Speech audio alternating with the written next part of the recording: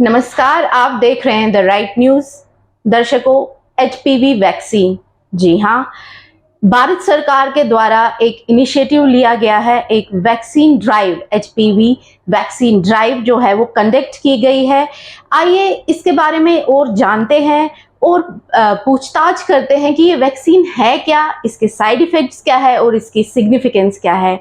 आज जो डॉक्टरों का पैनल हमारे साथ है, सबसे पहले तो डॉक्टर समिता भट्ट जी हैं जो एक गायनेकोलॉजिस्ट हैं, और डॉक्टर राजेश कोल जी हैं जो चाइल्ड स्पेशलिस्ट है। सबसे पहले तो आप दोनों का द राइट न्यूज में स्वागत है। तो सबसे पहला सवाल आपसे मैम, ये जो वैक्सीन है एचपीवी वैक्सीन, ये दरअसल है क्या? HPV वैक्सीन है human papilloma virus vaccine. So this is against the cervical cancer prevention. अब ये वैक्सीन जो है, इसको हम बार बार क्यों इतना वो बोल रहे हैं, क्योंकि अभी WHO का जो गोल है 2030 में कि we have to eliminate cervical cancer, इसको एलिमिनेशन के लिए 90% कवरेज वैक्सीन का होना चाहिए। So it's 90 70 90 70। तो 90% वैक्सीनेशन का कवरेज होना चाहिए। 70% हुआ स्क्रीनिंग, जो हम पैप्स में HPV टेस्ट या साइटोलॉजी करते हैं, स्क्रीनिंग टेस्ट। उसके बाद हुआ 90% होना चाहिए उन पेशेंट्स का ट्रीटमेंट प्री कैंसरस। ये जो सर्वाइकल कैंसर है, इसकी बहुत सारे स्टेजेस होती हैं बिफोर एक पेशेंट लैंड करेगा कैंसर में। तो उसके स्टेजेस को ट्रीटमेंट का ये होता है। अब वैक्सीनेशन क्यों बोल रहे हैं, क्योंकि ये this is the only cancer, repeatedly हर किसी टॉक में ये रिपीटेडली ये बोले जा रहे हैं कि this is 100% preventable cancer. So if it is 100% preventable, so we have to start something from somewhere. HPV vaccine, बाकी doctor Rajesh ji knows better than this, तो बाकी ये बोलेंगे। बट जो मेरा एम है, रिपीटेडली मैं जो अपने लोगों को कह रही हूँ, सबों को कह रही हूँ कि वैक्सीनेशन आप पढ़िए पहले, क्योंकि बड़े सारे पेरेंट्स आते हैं, उनको पता ही नहीं होता है। वैन सिंगल पेशेंट आता है, उससे पूछा जाता है आपकी बेटियां या बेटा कौन, वो बोलते हैं हाँ वैक्सीन लगाई, हाँ हमने ये हेपेटाइटिस की लगाई है, पोलियो लगाया है, DPT लगाया, मगर उसके बारे में सबों को नॉलेज नहीं है। सो दिस इज सर्वाइकल कैंसर। हमको ये पता होना चाहिए कि वायरस की वजह से होता है, वो भी सेक्सुअल कॉन्टैक्ट से होता है। So before A lady marriage, उससे पहले ही यंग एडोल्सेंट गर्ल्स को वैक्सीनेशन लगाना चाहिए। कैंसर का जो वैक्सीन और डिजीज बर्डन बहुत ज़्यादा है इंडिया में, खासकर थर्ड वर्ल्ड कंट्रीज में बहुत ज़्यादा होता है। एंड प्रिवेंटेबल कॉज जो सर्वाइकल कैंसर का है, वो जो वायरस, जो भी सर्वाइकल कैंसर थ्रू वायरस होते हैं, उनको हम प्रिवेंट कर सकते हैं। गवर्नमेंट ऑफ इंडिया का और WHO का इनिशिएटिव ये है कि हम अगर हमने 90% बच्चों को कवर कर लिया, तो ये by 2030 it will get eradicated. अब HPV वैक्सीन की एज क्या है बच्चों में? Generally it is advised that before the sexual debut, जैसे ही बच्चा 10 साल के बाद इंडिया में आप सर्वाइकल कैंसर देना चाहिए, वैक्सीन देना चाहिए। और सर्वाइकल कैंसर 10 से 14 साल के बच्चे तक टिल 15th बर्थडे आपको 2 डोज देने होते हैं। आज 0 डोज एंड 6 आफ्टर 6 मंथ्स। और जो उसके बाद आफ्टर 50, अगर कोई बच्चा हमारे पास आफ्टर 15 बर्थडे बच्ची आती है, तो वो आपको 3 डोज देने पड़ते हैं, 0, 2 मंथ्स एंड 6 मंथ्स के लिए। अब ये इशू ये है कि आपके पास अगर बच्चा उसके बाद भी अगर 15 के बाद आते हैं, बट आप कभी भी कोई भी लेडी सर्वाइकल कैंसर का ले सकती है, but generally effectiveness is before this 16-17 years effectiveness ज़्यादा होती है। उसके बाद ये नहीं है कि इफेक्टिव नहीं रहता, लेकिन प्रिवेंशन की क्वालिटी कम हो जाती है। डोजेस उतने ही रहते हैं? डोजेस 3 डोजेस रहते हैं, सिर्फ 10 to 15 में आपके 2 डोजेस रहते हैं। इंडिया में सर्वाइकल कैंसर के वैक्सीन जो है सिर्फ अभी एडोल्सेंट गर्ल्स और फीमेल्स को दी जाती हैं। वेस्टर्न वर्ल्ड में ये मेल्स को भी दी जाती है, जैसे अमेरिका के शेड्यूल में ये एडोल्सेंट बॉयज को भी दी जाती है। बिकॉज अगर ये सेक्सुअली ट्रांसमिटेड वायरस है, तो ये आएगा कहाँ से? आएगा तो मेल से ना, इसके। बट इंडिया में as of now recommendation is only that we give to these females, adolescent females। हमको अवेयरनेस बढ़ानी है। आज हमने 2-3 गर्ल्स को सब्सिडाइज रेट्स में वैक्सीन प्रोवाइड की है, क्योंकि अभी गवर्नमेंट ऑफ इंडिया में ये फ्री ऑफ कॉस्ट नहीं है, जैसे बाकी वैक्सीन आए हैं, और इम्यूनाइजेशन शेड्यूल में भी इंक्लूड नहीं किया गया है, बट स्टिल हमारे जम्मू में अभी हमारे इंट्रोड्यूस हुआ है, हमारे हॉस्पिटल स्टेट कैंसर में preventive oncology department starting this vaccination at subsidized rate, so this is very good initiative.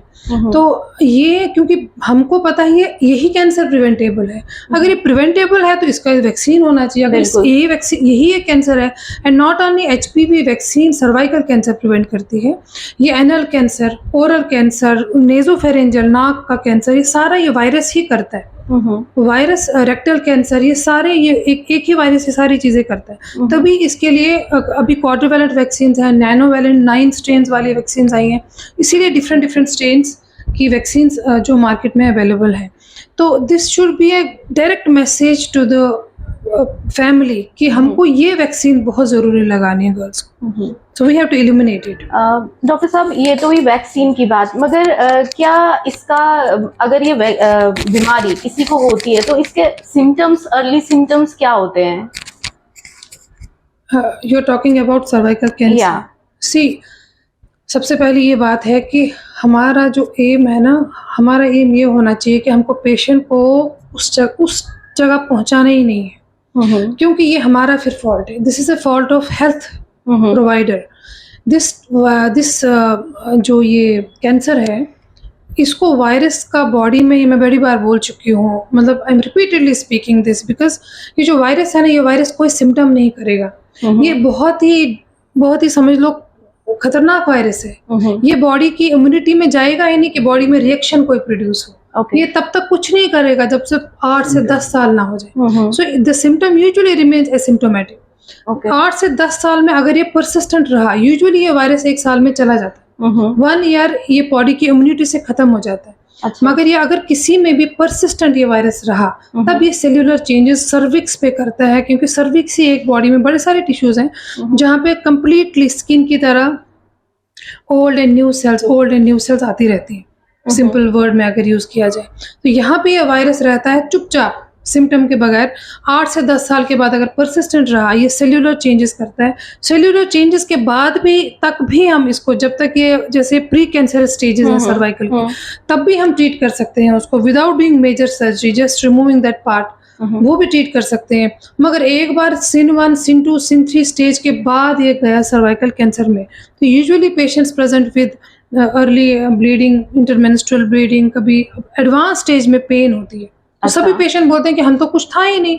ये सब पेन एंड में आती है। कोई भी कैंसर होता है ना, यूजुअली पेनलेस होता है। So understand, any lump in the body, any symptom that is painless is dangerous as compare to जिसमें पेन हो। बहुत ज़्यादा साइड इफेक्ट्स नहीं है। फीवर लोकल साइट पे जहाँ वैक्सीन लगाए वहाँ पे रैश, और जो बहुत ज़्यादा ये नहीं है।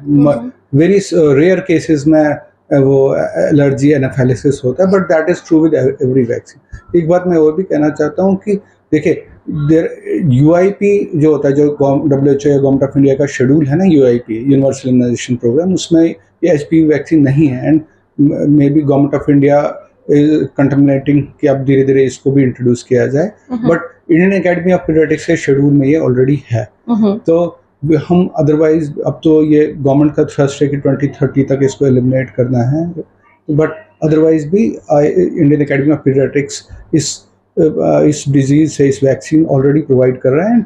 We have been giving this vaccine to we have been offering अपने पेशेंट्स को थ्रू मास मीडिया कैंपेन्स या अदरवाइज भी हम काउंसिल करते रहते हैं पेशेंट, एडल्ट्स एंड गर्ल्स के पेरेंट्स को इस वैक्सीन के लिए। एंड बहुत सारे पेरेंट्स ले लेते हैं, but now idea is mass education and mass vaccination. मतलब इन जो एलिजिबल गर्ल्स हैं उनका मास होना चाहिए, और इसमें गवर्नमेंट भी अपनी ओर से प्रयास कर रही है। बाकी सब डॉक्टर्स, सब हेल्थ केयर प्रोवाइडर्स अपने अपने लेवल पे प्रयास कर रहे हैं, सो दैट अल्टीमेटली एम ये है कि ये ड्रेडेड डिजीज जो है वो इरेडिकेट हो सके। इसमें पीडियाट्रिशियंस और गायनेकोलॉजिस्ट का एक समन्वय होता है। जैसे वैक्सीनेशंस के लिए गर्ल्स हमारे पास आएँ या गायनेकोलॉजिस्ट के पास आएँ, हम सारे लोग काउंसिल करते हैं, फिर ताकि कहीं भी किसी भी फैसिलिटी में जाके लोग, पेरेंट्स अपने बच्चों को, गर्ल्स को ये वैक्सीनेशन मतलब वैक्सीनेशन लगवाएं, ताकि इन फ्यूचर लाइफ, जैसे मैडम ने बोला कि सर्वाइकल कैंसर का जो वायरस है ये 10-20 साल अंदर रहता है, बॉडी में पता ही नहीं चलता विदाउट एनी सिम्टम्स। एज बाकी कैंसर भी ऐसे ही होते हैं कि सिम्टम जब तक वो काफ़ी उस स्टेज पे आ जाते हैं जब बहुत ही अलार्मिंग सिचुएशन हो जाती है। Cervical cancer is a very dreaded disease और ट्रीटमेंट भी बड़ा रेडिकल होता है। तो अगर हम उस लेवल पे छोटी बच्चियों में इनिशियल 10-12 साल की एज में या 15 साल तक भी हम इनको प्रोटेक्शन दे सके, जो सर्वाइकल कैंसर जो वायरस से होता है, सर्वाइकल कैंसर के कुछ और रीजन भी होते हैं जो वायरस से होता है, जो वैक्सीन प्रिवेंटेबल है, उससे रोक सकें। That is side effects as of जो हैं वो बहुत कम होते हैं जो बाकी वैक्सीन के होते हैं, बाकी तो ये सब ऐसा ही है। अब ये है कि चूंकि यूआईपी में फिर 5 साल तक ही वैक्सीन होते हैं, फिर 10 साल पे टेटनस लगता है, तो लोगों का फोकस इस वैक्सीनेशन की ओर नहीं है।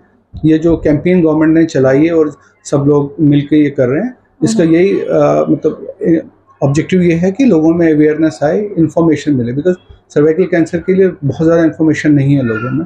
तो ये मास ड्राइव जो है ये इसीलिए चलाई गई है कि लोगों में इन्फॉर्मेशन हो और अवेयरनेस हो, ताकि इस सारे लोग जहाँ सब वैक्सीन भी सब्सिडाइज्ड स्टेट्स में आ रहे हैं, बहुत सारी कंपनीज कर रही है, मे बी गवर्नमेंट भी अपनी ओर से कुछ करे आगे। मेरा अगला सवाल और आखिरी सवाल यही था कि यहाँ इधर जम्मू में इस वक्त इस जो वैक्सीन है इसकी अवेलेबिलिटी कहाँ है, और क्या ये फ्री मिल रही है कि इसके लिए भी कुछ पे करना है?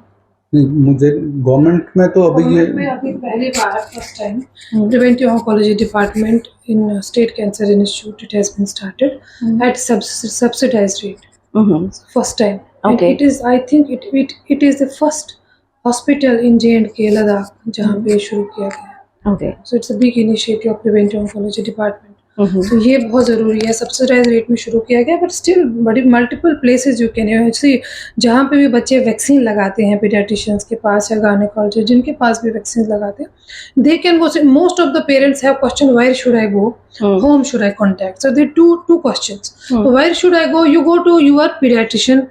If you don't have pediatrician और बच्चा 14 साल का है, आप अपने गायनेकोलॉजिस्ट के पास चले जाइए, Okay. जहाँ पे वैक्सीनेशन लगाते हो। एंड दिस कोई भी वैक्सीन है विदाउट डॉक्टर नहीं लगाना चाहिए। सेकंड कि मेरे को कॉस्ट कितना पड़ेगा, तो सर ने वैसे ही बोला कि 9 to 14 में 2 डोजेस लगेंगे, 0 day एंड 6 month। Okay. ये एक टाइप की वैक्सीन जो मोस्ट कॉमन है, 0 day एंड 6 months। जिसको 3 डोज लगाने हैं वो 0 day मीन्स आज 2 months एंड 6 months।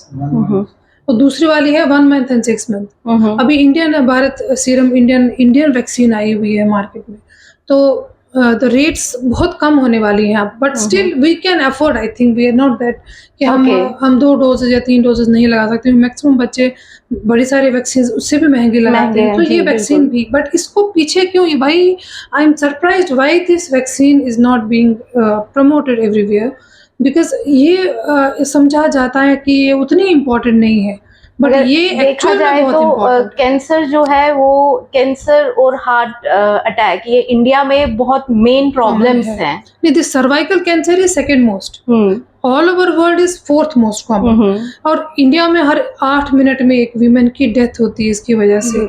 अगर हम डेटा इंसिडेंट्स देखें तो इट्स अराउंड, अगर 6 lakh womens are detected per year, तो 3 लाख की तो डेथ ही होती है।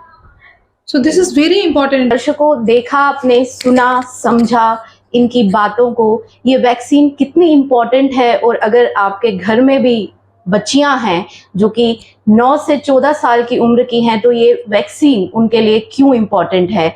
इसलिए आप भी जाइए, पता कीजिए कि ये वैक्सीन कहाँ लग रही है, अपने बच्चों को लगाइए, उनको सेफ भविष्य दीजिए। इसी उम्मीद के साथ बने रहे द राइट न्यूज़ के साथ। नमस्कार।